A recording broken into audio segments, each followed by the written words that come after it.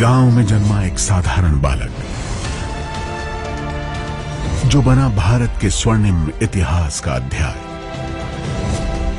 अपनी मेहनत और लगन के दम पर गांव की पगडंडी से राष्ट्रपति भवन तक एक सफर, एक मिसाल। ये कहानी है श्री रामनाथ कोविंद की।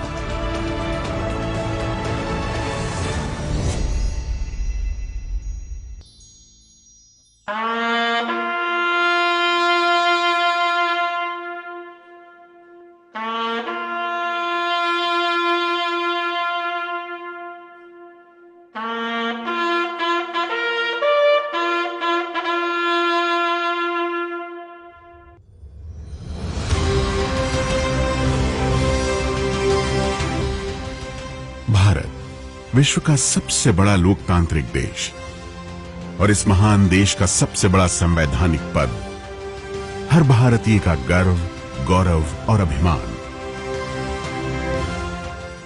भारत के प्रथम नागरिक, महामहिम राष्ट्रपति।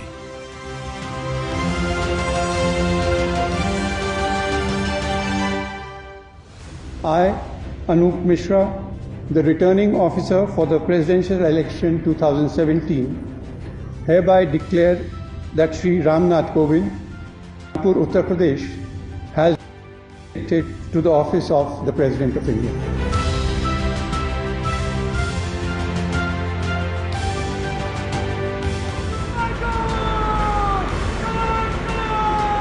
बारिश का ये मौसम मुझे बचपन के उन दिनों की याद दिलाता है जब मैं अपने पैतृक गांव में रहा करता था। घर कच्चा था, मिट्टी की दीवारें थी। तेज बारिश के समय फूस की बनी छत पानी रोक नहीं पाती थी। आज देश में ऐसे कितने ही रामनाथ कोविंद होंगे जो इस समय बारिश में भीग रहे होंगे, कहीं खेती कर रहे होंगे, कहीं मजदूरी कर रहे होंगे, शाम को भोजन मिल जाए इसके लिए पसीना बहा रहे होंगे। आज मुझे उनसे कहना है कि परांव गांव का रामनाथ कोविंद राष्ट्रपति भवन में उन्हीं का प्रतिनिधि बनकर जा रहा है।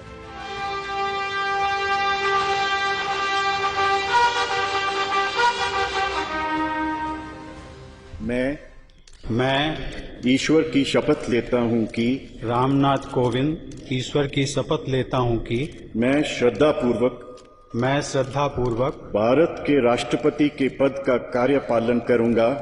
भारत के राष्ट्रपति के पद का कार्यपालन करूंगा।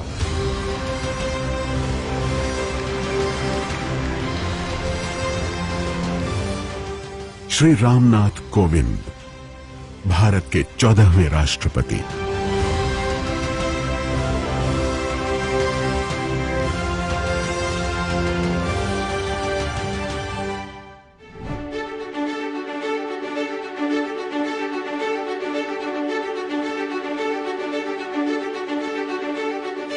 परौंक उत्तर प्रदेश के जिले कानपुर देहात का ये छोटा सा गांव कहां जानता था कि इसी गांव की गोद में पला बढ़ा एक साधारण सा बालक फूस के घर से राष्ट्रपति भवन तक के यादगार सफर की कहानी लिखेगा।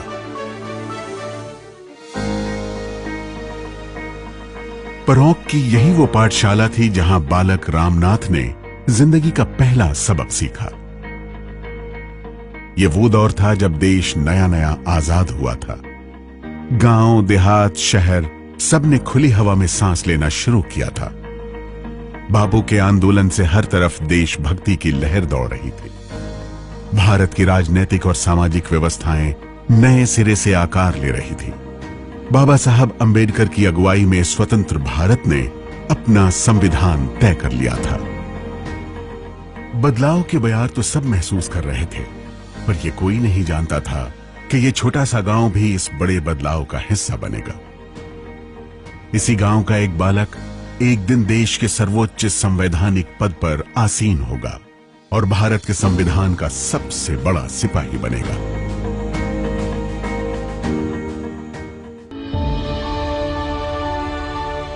खानपुर और नुनारी रियासतों के बीच बसा परौंक आजादी से पहले के किसी भी साधारण गांव जैसा ही पिछड़ा हुआ था। महज एक कच्ची सड़क थी जिससे गांव पहुंचा जा सकता था। गांव में 4-5 घर अनुसूचित जाति के थे। उन्हीं में एक था श्री मैकूलाल और श्रीमती कलावती का परिवार। यहीं 1 अक्टूबर 1945 को उनके छोटे बेटे रामनाथ का जन्म हुआ। उस समय के सामाजिक भेदभाव के बावजूद गांव में मेल मिलाप और भाईचारा था। मैकूलाल जी छोटे खेतीहर थे और साथ ही उनकी छोटी सी परचून की दुकान थी। जीवन यापन के लिए इतना बहुत था। मां कलावती घरेलू महिला थी, पर सीमित आमदनी में घर चलाने का हुनर वो खूब जानती थी। मैकूलाल जी को आयुर्वेद का भी ज्ञान था, जिससे वो जरूरतमंदों का इलाज भी किया करते थे। उनके इस कौशल से गांव में सब उनका आदर करते थे और उन्हें मैकू बाबा कहकर बुलाते थे। उनके पिताजी थे, बहुत धार्मिक प्रवृत्ति के व्यक्ति थे। उन्हें हम सब लोग बाबा बाबा कहा करते थे। मैकू बाबा, हमारे यहाँ मंदिर है देवी जी का, उस मंदिर के चबूतरे का निर्माण उन्होंने कराया। बहुत भक्त थे वो देवी के, शिव भक्त थे। तो ये जो आज हम लोगों को दिन देखने को मिल रहा है, ये सब आदरणीय उनके पिताजी का आशीर्वाद है। जिंदगी की गाड़ी अभावों के कारण धीमी जरूर चल रही थी, पर उसमें संतोष का भरपूर ईंधन था। पर तभी एक हादसा हुआ।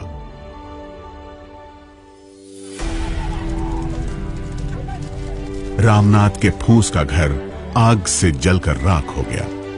मां कलावती की धुएं में दम घुटने से मृत्यु हो गई। उस हादसे को याद करते हुए रामनाथ के बड़े भाई आज भी भावुक हो जाते हैं। जैसे वो आग थी, वो फिर उसके कुछ निकालने के लिए कुछ अंदर तिजवारी में गई कमरे में और वहां निकालने लगी। तब तक फिर ये है ऊपर की जो छत थी वो डाल दी, वो छत के नीचे दब गई, तो धुएं में और छत के नीचे मिट्टी में दब गई और फिर वो मर गई, वो नहीं रही।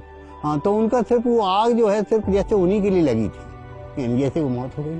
फिर उसके बाद में रामनाथ इनकी कोई ज्यादा नहीं थी। उस समय हम भी कोई 6-7 साल के थे, कोई 7-8 साल के, कोई ज्यादा नहीं थे। ये भी कोई कम उम्र के थे। हाँ, तो माता जी तो फिर कहीं नहीं क्या, वो तो वही एक ही थी। जिस वक्त मां गुजरी, उस वक्त रामनाथ करीब 5 साल के थे। उन्हें कोई संभालने वाला नहीं था। छोटी सी उम्र में बड़े बड़े संघर्षों से ऐसा रिश्ता बना कि फिर लंबे समय तक नहीं टूटा। लेकिन रामनाथ का हौसला नहीं टूटा। संघर्ष की इन्हीं पथरीली राहों पर राहत भले पलों की तरह उन्हें वो साथी भी मिलते रहे, जिनके साथ से जीने की नई राह निकलती चली गई। परौंख में स्कूल की पढ़ाई महज 5वीं तक थी।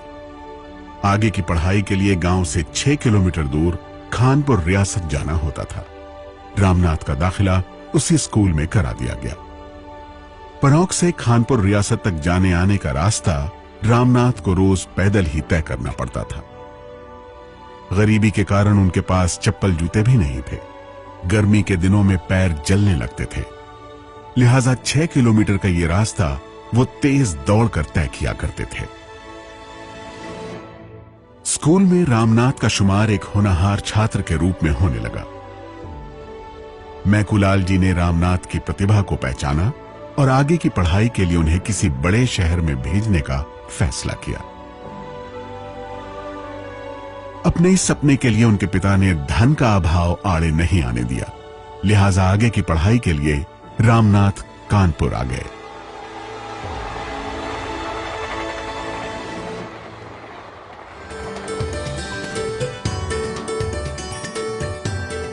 कानपुर का BNSD इंटर कॉलेज, यही रामनाथ का 9वीं क्लास में दाखिला कराया गया।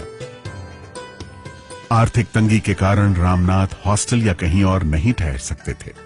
लिहाजा वो कानपुर में अपनी 2 बड़ी बहनों के पास रहने लगे। बहन के पति लाल इमली मिल में काम करते थे।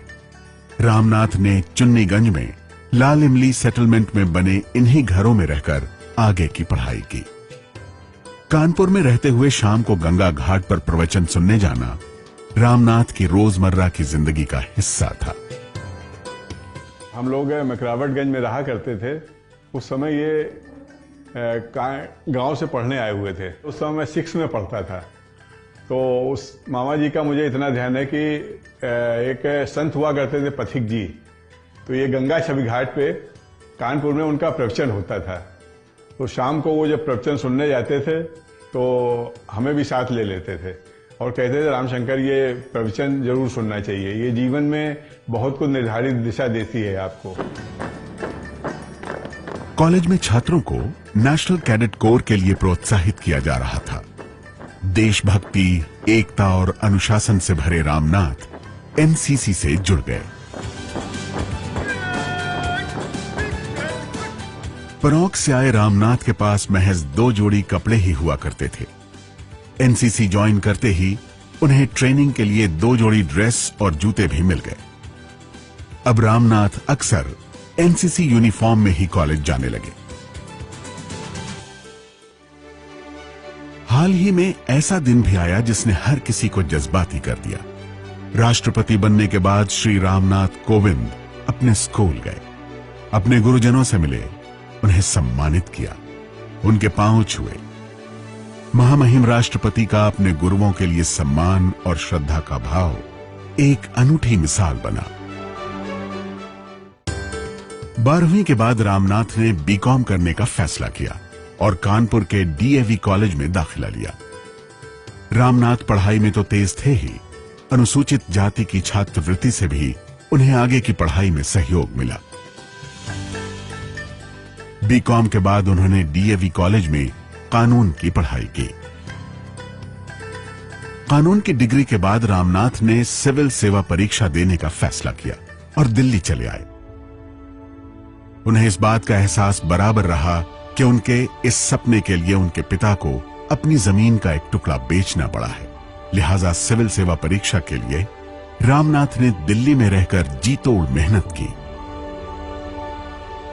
इसी समय उनके एक परिचित ने उन्हें मुरारजी देसाई से मिलवाया। मुरारजी देसाई ने रामनाथ की प्रतिभा को पहचाना और उन्हें अपना निजी सचिव बना लिया। इन दिनों मुरारजी देसाई का निवास 5 ड्यूप्ले रोड हुआ करता था। रामनाथ वहीं रहने लगे। मुरारजी देसाई के साथ रामनाथ को नए जीवन अनुभव हुए। रामनाथ कोविंद आज भी अपने जीवन की सादगी और गांधीवादी विचारों की पाठशाला मुरारजी देसाई को ही मानते हैं।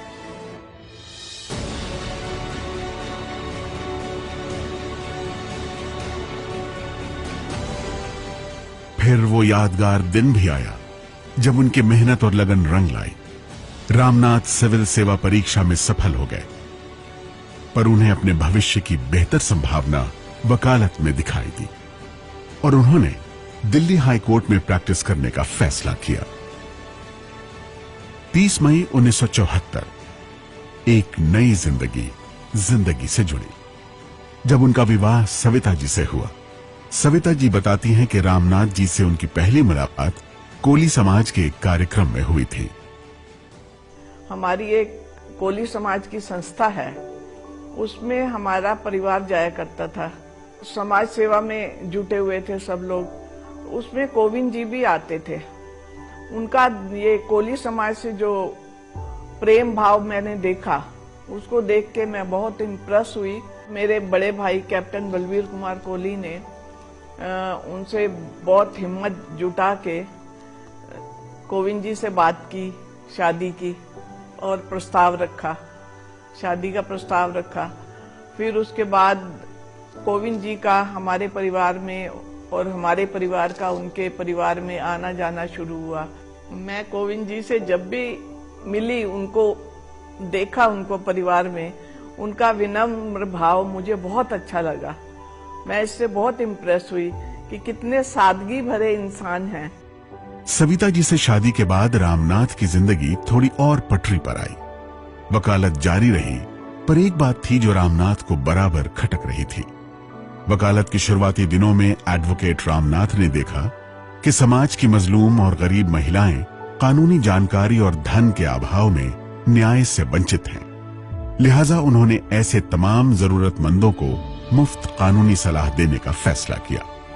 उनके मुकदमे मुफ्त लड़ने का निश्चय किया। इसी दौरान रामनाथ उस समय के जाने माने एडवोकेट और पूर्व कानून मंत्री ए.के. सेन के संपर्क में आए और थोड़े ही समय में रामनाथ ने वकालत में अपनी एक खास जगह बना ली। दिल्ली हाईकोर्ट में रामनाथ की वकालत समाज में हाशिए पर खड़े लोगों को दी गई मुफ्त कानूनी सहायता के लिए आज भी जानी जाती है। साल 1978 जब Ramnath Kovind advocate on record का इम्तिहान पास कर इनरोल हुए और उन्होंने सुप्रीम कोर्ट में प्रैक्टिस करने का फैसला किया। बाद में वो केंद्र सरकार के स्टैंडिंग काउंसिल भी बने और फिर 1980 से 1993 तक सुप्रीम कोर्ट की वकालत में मसरूफ रहे। एडवोकेट अनिल सोनी बताते हैं कि रामनाथ जी को कोर्ट में सुनना ऐसा होता था जैसे कोई विनम्र व्यक्ति पूरे आदर और इत्मीनान से अपनी बात कह रहा हो। 86 और 87 के बीच में जब पहली दफा मैं सुप्रीम कोर्ट गया देखने, उस टाइम तो केस नहीं था मेरे पास, लेकिन जब कोर्ट में गया तो मैंने कोविंद जी को आर्ग्यूमेंट करते हुए देखा और बड़े सॉफ्ट स्पोकन और बड़े फर्मली अपने व्यू पॉइंट कोर्ट में रख रहे थे। और जब उन्होंने अपनी बहस खत्म करी तो कोर्ट ने कहा कि yes, you have taught us law today and we would have exceeded our jurisdiction had you not taught us. तो मुझे बड़ा इंप्रेसिव लगा कि ये शख्स कौन है।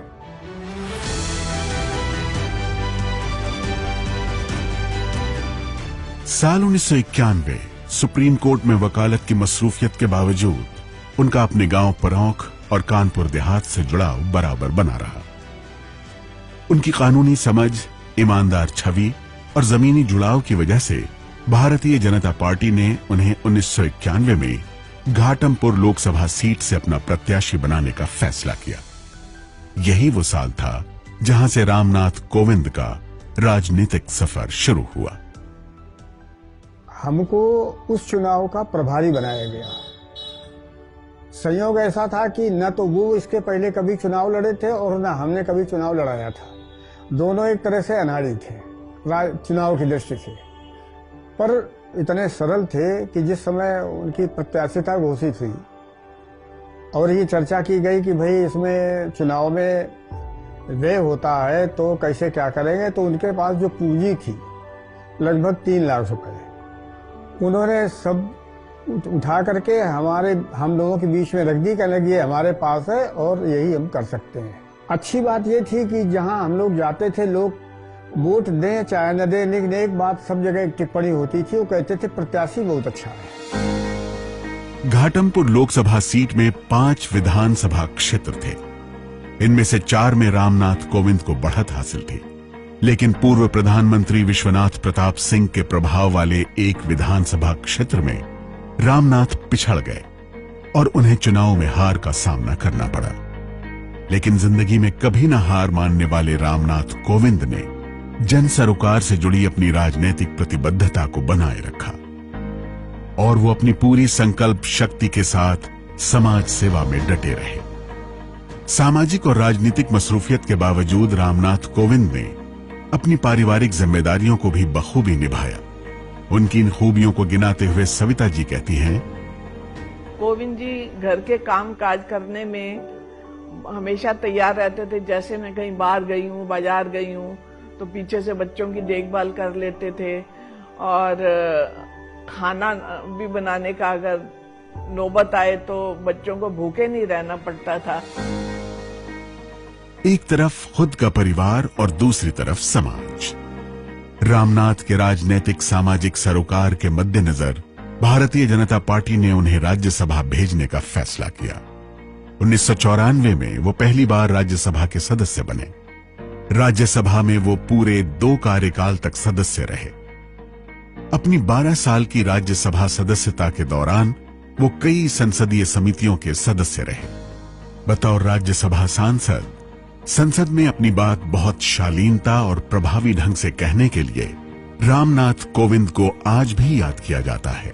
वो संसद में बहुत ही शालीनता से लेकिन प्रभावी रूप से अपनी बात रखते थे और जो बात देश के वंचित समाज के विषय आते हैं इनके लिए तो बोलते ही थे, लेकिन बाकी देश की समसामयिक परिस्थितियों पर भी वो बहुत ही प्रभावी रूप से अपनी बात कहते थे।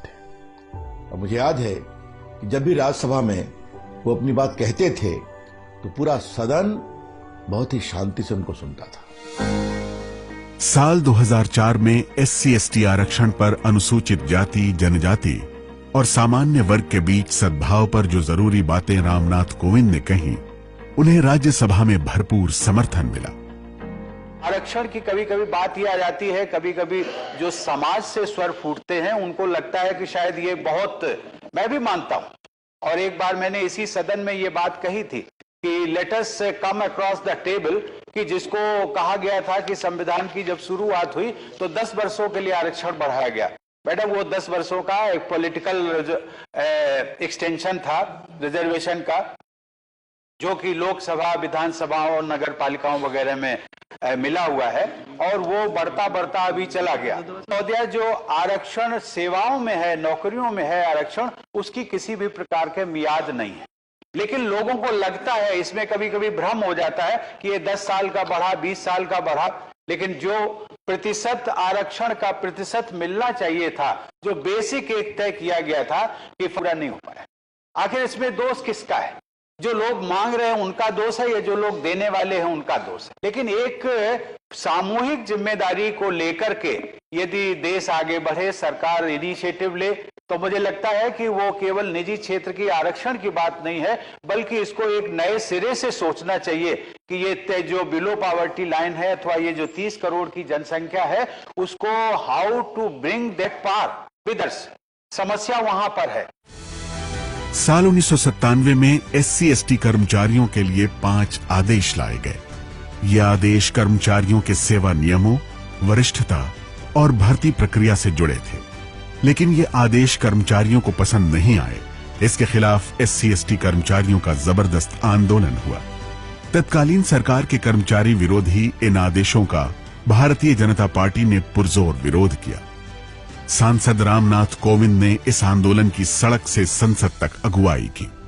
परिणाम स्वरूप अटल बिहारी वाजपेयी सरकार के कार्यकाल में संविधान का 81वां, 82वां और 85वां संशोधन पारित कर इन आदेशों को रद्द कर दिया गया।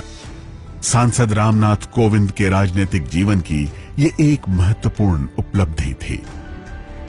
ये डीओपीटी ने 97 में 5 ऐसे ऑफिस मेमोरेंडम थे जो निकाले थे, उनको उनकी वापसी वाला जो पूरा प्रोसेस है उसमें रामनाथ कोविंद साहब जो हमारे राष्ट्रपति जी हैं, तब वो MP होते थे, उन्होंने बहुत अहम भूमिका अदा की और उनके संघर्ष की वजह से या उनके प्रयास की वजह से ही वो ऑफिस मेमोरेंडम वापिस हो सके और बाद में उन्होंने जो मेहनत की उसकी वजह से ही 3 अमेंडमेंट हुई।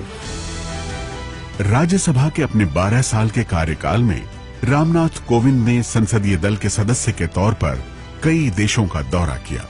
इनमें सबसे चर्चित दौरा साल 2003 में संयुक्त राष्ट्र संघ का था, जहां उन्होंने संसदीय दल की अगुवाई करते हुए संयुक्त राष्ट्र में बाल अधिकार के विशेष सत्र की रिपोर्ट पर अपने विचार रखे। रामनाथ कोविंद को अब भारतीय जनता पार्टी के वरिष्ठ नेता के तौर पर पहचाना जाने लगा था। पार्टी ने उन्हें कई खास जिम्मेदारियां सौंपी। वो भारतीय जनता पार्टी के राष्ट्रीय अनुसूचित जाति मोर्चा के अध्यक्ष बनाए गए। पार्टी के राष्ट्रीय प्रवक्ता भी रहे। साथ ही उन्होंने लंबे समय तक कोली समाज का नेतृत्व किया। अब पार्टी की ओर से राज्य तथा राष्ट्रीय स्तर के चुनाव प्रचार में भी उनकी महत्वपूर्ण भूमिका तय की जाने लगी। साल 2015 श्री रामनाथ कोविंद को बिहार का राज्यपाल बनाया गया। अपने कार्यकाल के दौरान रामनाथ कोविंद ने बिहार की शिक्षा व्यवस्था को दुरुस्त करने का बीड़ा उठाया। उन्होंने विश्वविद्यालयों के कुलपतियों की नियुक्तियों को पारदर्शी बनाया। राज्यपाल रामनाथ कोविंद का कार्यकाल बिहार की शिक्षा व्यवस्था को दुरुस्त करने के लिए हमेशा याद किया जाएगा।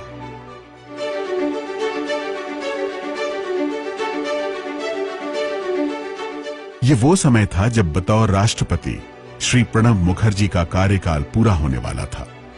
देश को अपने नए राष्ट्रपति की तलाश थी।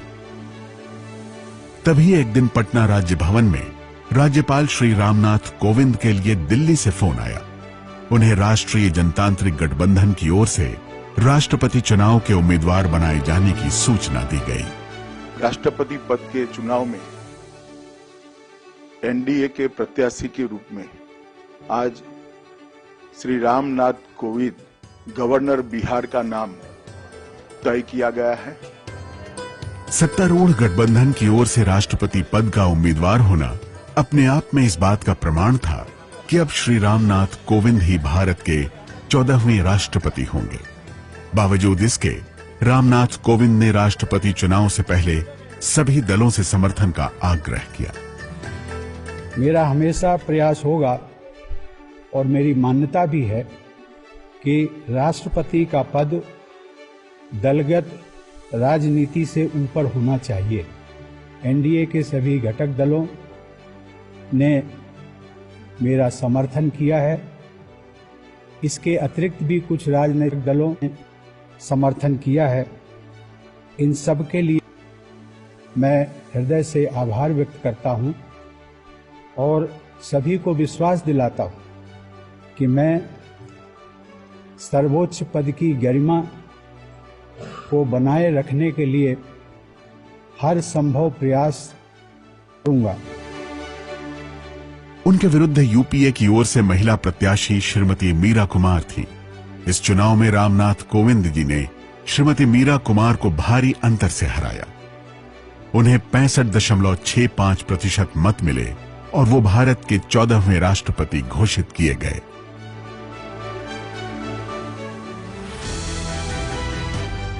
श्री रामनाथ कोविंद ने राष्ट्रपति पद की सर्वोच्च परंपरा और गरिमा का पूरी निष्ठा से निर्वहन किया। सामाजिक और संवैधानिक दायित्वों के लिए नए प्रतिमान गढ़े। उनके कार्यकाल में देश में 5 गणतंत्र दिवस समारोह आयोजित हुए।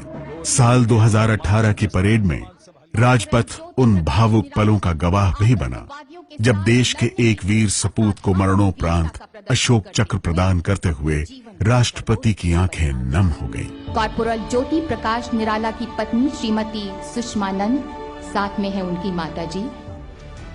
साल 2022 आजादी के अमृत महोत्सव की परेड तब यादगार बन गई जब बीएसएफ के सीमा वाहिनी के नारी शक्ति प्रदर्शन ने राजपथ को अपने पूरे जोश से भर दिया। इसी परेड में राष्ट्रपति के अंगरक्षक बेड़े में शामिल खास घोड़ा विराट भी सेवानिवृत्त हुआ।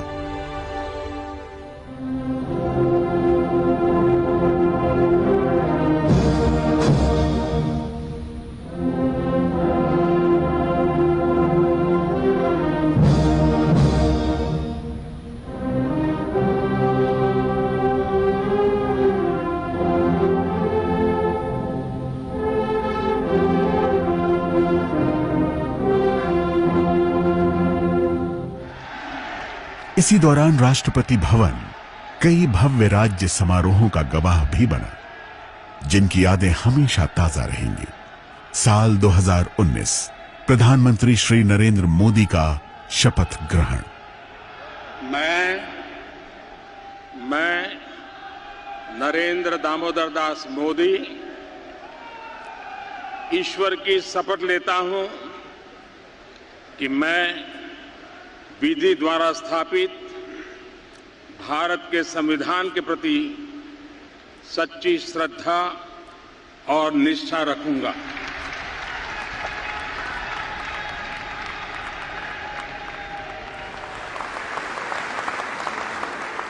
अपने कार्यकाल में महामहिम राष्ट्रपति श्री रामनाथ कोविंद ने अपने हाथों भारत के 500 विशिष्ट नागरिकों को उनके व्यक्तिगत गुणों के सम्मानार्थ पद्मश्री प्रदान किए। 66 गणमान्य नागरिकों को पद्म भूषण से नवाजा। 25 बेहद खास भारतीयों को पद्म विभूषण से अलंकृत किया। श्री प्रणब मुखर्जी को भारत रत्न से अलंकृत किया।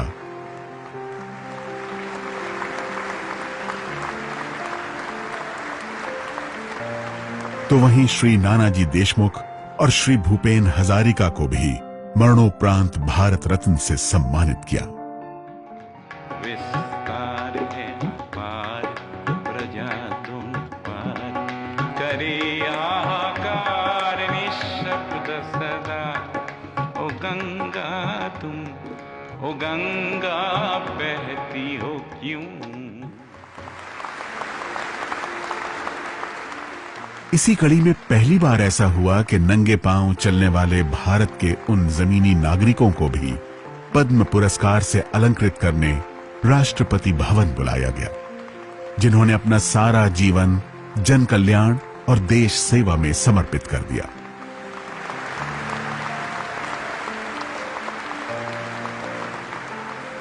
राष्ट्रपति भवन उन उदार क्षणों का साक्षी भी बना जब राष्ट्रपति श्री रामनाथ कोविंद ने अपने प्रोटोकॉल से बाहर आकर पद्म पुरस्कार पाने वालों को व्यक्तिगत आदर दिया। भारत के पहले chief of defence staff general Bipin Rawat को परम विशिष्ट सेवा मेडल प्रदान किया। विंग कमांडर वर्धमान अभिनंदन को वीर चक्र दिया।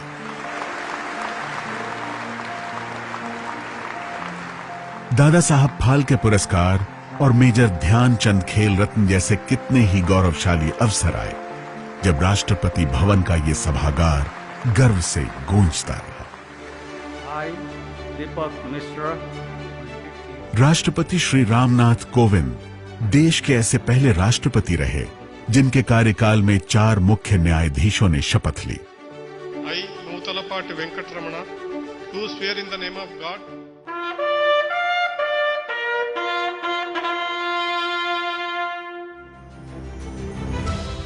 अन्य देशों से भारत के संबंध को मजबूत बनाने के लिए राष्ट्रपति श्री रामनाथ कोविंद की भूमिका हमेशा याद की जाएगी। उनके कार्यकाल में राष्ट्रपति भवन ने अनेक राष्ट्राध्यक्षों की मेजबानी की, जिनमें भूटान नरेश और उनका परिवार, आसियान देशों के राष्ट्राध्यक्ष, फ्रांस के राष्ट्रपति इमैनुअल मैक्रोन, रूस के राष्ट्रपति Vladimir Putin, German chancellor Angela Merkel और अमेरिका के राष्ट्रपति डोनाल्ड ट्रंप खास हैं। महामहिम राष्ट्रपति श्री रामनाथ कोविंद के विदेशी दौरों से दुनिया भर में हमारे देश की ओर से विश्व शांति और भाईचारे का पैगाम पहुंचा और अन्य देशों से भारत के संबंधों में मजबूती आई।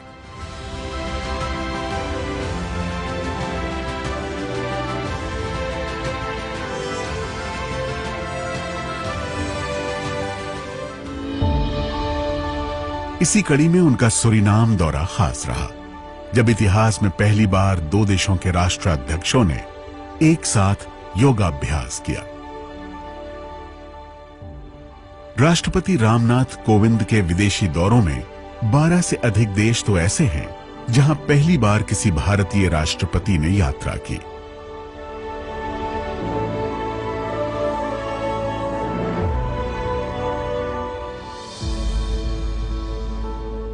उनका पूरा कार्यकाल भारतीय सांप्रदायिक सौहार्द की बेहतरीन मिसाल बना।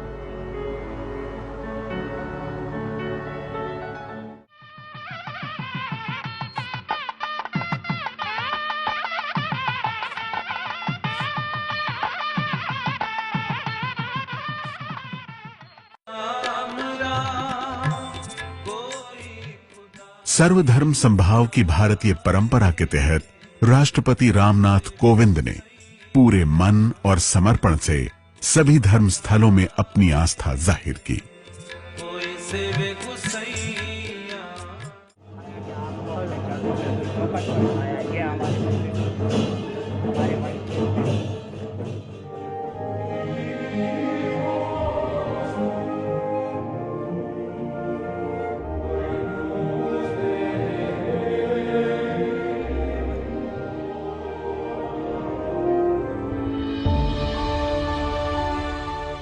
पदभार ग्रहण के फौरन बाद ही राष्ट्रपति रामनाथ कोविंद ने फैसला लिया कि वो राष्ट्रपति भवन परिसर में बने मंदिर, मस्जिद, गुरुद्वारे और चर्च में खुद उपस्थित होकर सभी त्योहारों में शामिल होंगे।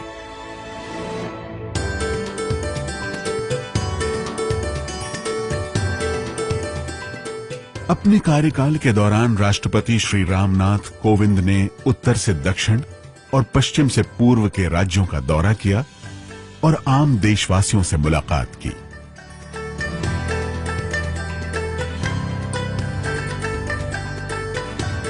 समय समय पर राष्ट्रपति श्री रामनाथ कोविंद ने देश के विभिन्न राजनीतिक दलों के प्रतिनिधियों से मुलाकात की और महत्वपूर्ण राष्ट्रीय अंतर्राष्ट्रीय मुद्दों पर विचार विमर्श किया।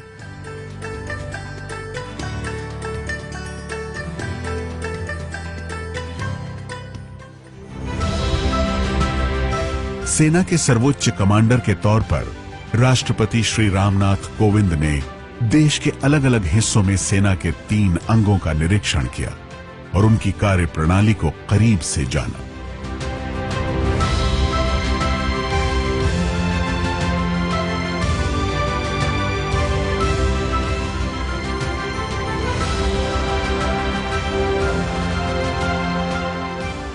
राष्ट्रपति दुनिया के सबसे ऊंचे युद्ध स्थल सियाचिन भी गए और जवानों से मिले। सियाचिन जाने वाले वो देश के दूसरे राष्ट्रपति बने। उनसे पहले 2004 में तत्कालीन राष्ट्रपति श्री एपीजे अब्दुल कलाम ने सियाचिन का दौरा किया था।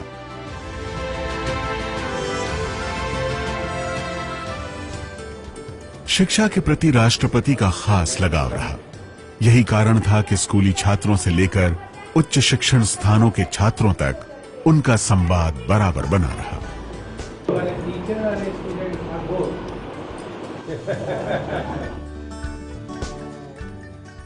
And it is also a special day for me, since I meet and interact with children from across the country.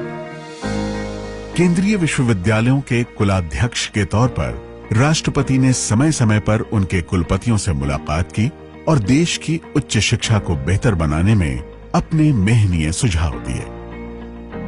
My warm wishes to you for your successful tenure in India. जब corona जैसी वैश्विक महामारी ने देश के सामने बड़ी चुनौती ला खड़ी की, तब राष्ट्रपति भवन ने इस संकट से निपटने के सार्थक प्रयास किए। पहली बार 7 देशों के नवनियुक्त राजदूतों या हाई कमिश्नर की ओर से राष्ट्रपति को वीडियो कॉन्फ्रेंसिंग के जरिए परिचय पत्र सौंपे गए। राष्ट्रपति भवन में आयोजित समारोह में भी कोरोना प्रोटोकॉल का सख्ती से पालन किया गया।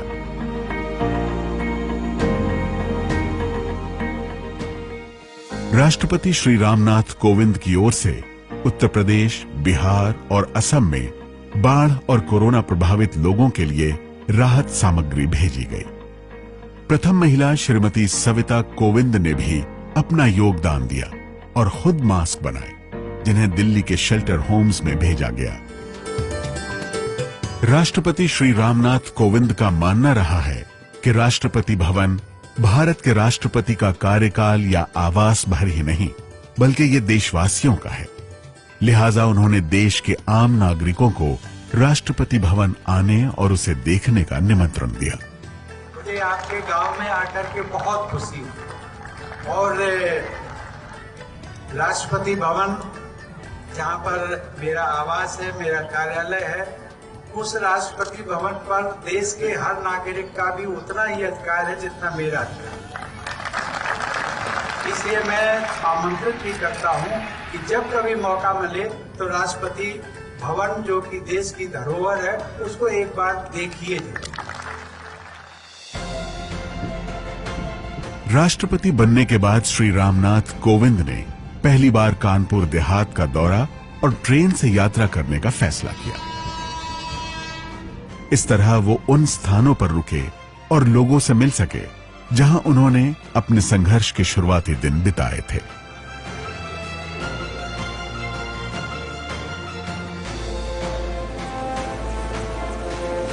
परौंख गांव का माहौल उस समय जज्बाती हो गया जब राष्ट्रपति ने अपने जन्म स्थान की माटी को मस्तक पर लगाकर नमन किया। सारा का सारा गांव अपने लाडले रामनाथ के स्वागत में उमड़ पड़ा। राष्ट्रपति गांव में उन सभी जगहों पर गए जहां उन्होंने अपना बचपन बिताया था।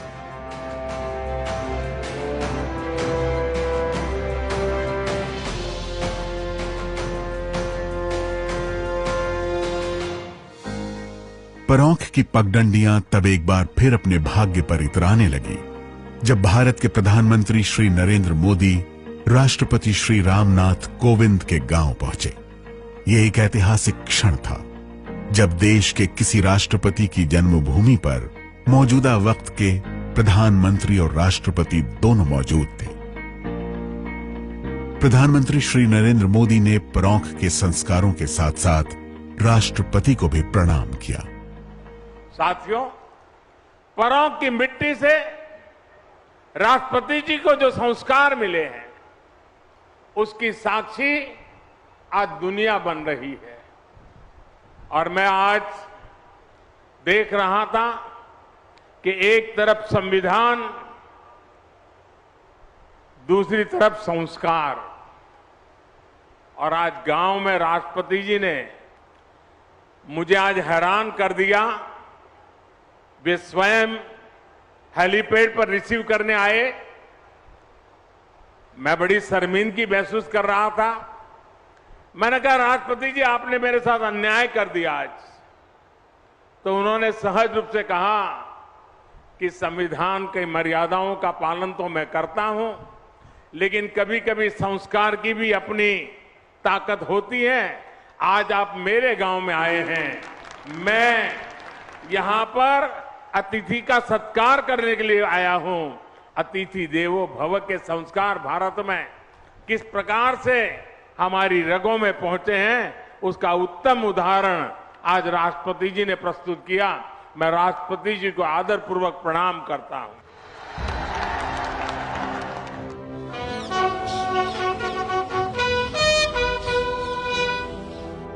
देश के सर्वोच्च संवैधानिक पद पर आसीन होने के बावजूद श्री रामनाथ कोविंद का जीवन बेहद अनुशासित और सादगी भरा रहा। जब भी उनसे मिलिए तो लगता है कि सादगी और विनम्रता खुद रूबरू है। अनुभवों को जानिए तो महसूस होता है कि जैसे पूरा विश्वविद्यालय आपसे मुखातिब है। जमीनी संघर्ष और तजुर्बे में तपी शख्सियत ऐसी कि जैसे हमारे हताश मन को हौसला देते हुए वो कह रहे हों, मंजिलें क्या हैं, रास्ता क्या है, हौसला हो तो फासला क्या है। मत समझना पिछड़ गया तू, कारवां से बिछड़ गया तू अकेला ही कारवां बन जा, ठान ले दिल में सोचता क्या है। मंजिलें क्या है, रास्ता क्या है, हौसला हो तो फासला क्या है। आंधियों के विरुद्ध चलने का ये समय है, समय बदलने का। तू चलेगा तो चल पड़ेंगे सब, अपने कदमों को रोकता क्या है। मंजिलें क्या है, रास्ता क्या है, हौसला हो तो फासला क्या है।